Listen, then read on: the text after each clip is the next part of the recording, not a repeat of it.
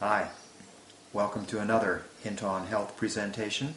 I'm Kevin Hinton, part of the team, and I'm looking at Uncle Gus. He's running the camera, and he'll be asking us some questions in this little seminar. So welcome, Uncle Gus. G'day, thank you. Good. What have you got for us today, Uncle Gus? I was wondering, in Element 6, Rest and Relaxation, on page 112 of your book. Oh, my book. Right here. A Lifestyle for Health and Happiness. Thanks for the plug. And what page was it? Page 112. Page 112, yeah. There's a quote in there, "Pain is the monitor, rest is the cure." Dr. Hinton. Yep. Yeah, pain is the monitor and rest is the cure. That's exactly right. All right, so basically what he's talking about, when he says pain, he's talking about pressure. Right? There's no pain without pressure. So when you've got pressure, you want to relieve the pressure. And the easiest way to relieve the pressure is to rest. Relax. And that can be anything. You can rest physically, you can stop what you're doing, you can actually get into bed and rest. You can rest digestively. That conserves a tremendous amount of energy by missing a meal or missing 24 hours of meals. And rest. Rest mentally. Rest knowing that the moment you stop doing something, Uncle Gus, the moment you stop, at that precise point, the body starts to heal itself. So know that and have confidence in it. So you can rest mentally as well. So we're resting in all ways. Always. Pain is the monitor. Rest is the cure. Thank you, Dr. Hinton. The siesta on page 116 that you talk about. Is there any other ways, times that you can get a cheeky rest in a busy life? You've got to grab it when you can get it, don't you?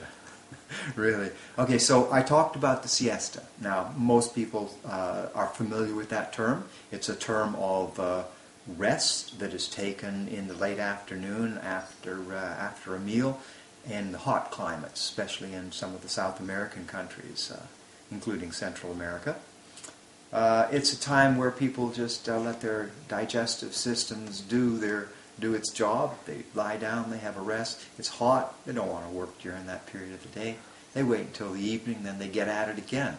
So, good, we've got the siesta there. Are there any other times you can rest? I like to rest when my automobile, my car, comes to a traffic light and it's red, and I know I'm going to be sitting there for a couple of minutes. I like to rest then. I like to let go of the tension in my body. I like to practice rhythmic and diaphragmatic breathing, even if it's only for a few seconds, 10, 15, 20. Sometimes you can be sitting there for 60 seconds. And sometimes you hold on to the wheel like, you're going to never let go of it. In fact, if you're driving, you've got your foot down on the clutch or your foot's on the brake, and there's tension throughout the body. Rest, the release of tension.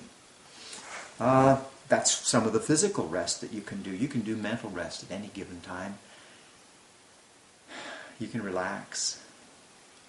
You can just let your body sink. And close your eyes. You can practice a little form of visualization and meditation within your own mind. You can do it for 3 or 4 minutes. In fact, I think it was the Prime Minister of England, Winston Churchill, who used to practice the art of falling asleep for a period of 5 minutes. Sometimes just sitting on a bus stop, waiting for a bus. But he developed the practice of being able to fall asleep quickly and taking small amounts of rest over a long period of time gives you extra rest. So we're talking about mental rest, we're talking about physical rest, and of course resting that digestive system, as we said. What if you have trouble sleeping? If you have trouble sleeping, getting to sleep? Well, you'd have to find what the cause of the problem is, Uncle Gus. Let us assume that your nervous system is irritated. That could be you have mental thoughts that keep reiterating on and on in your mind. So you want to perhaps practice some meditation, count sheep per se. I have a little trade secret, all right, for that one, for anybody out there. And if you're having trouble sleeping, if you're upset, nervous, You find that when you lie in bed, you can slip your hand underneath your buttocks. Your body's so tight. I realize that.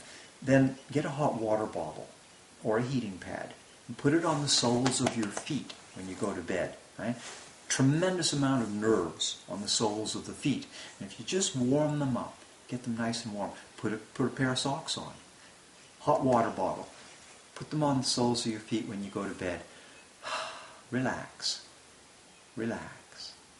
Think pleasant thoughts. Count sheep. Do a mantra. Say a prayer. Do an affirmation. Think positively towards a positive goal. Consistently. Relax. Breathe.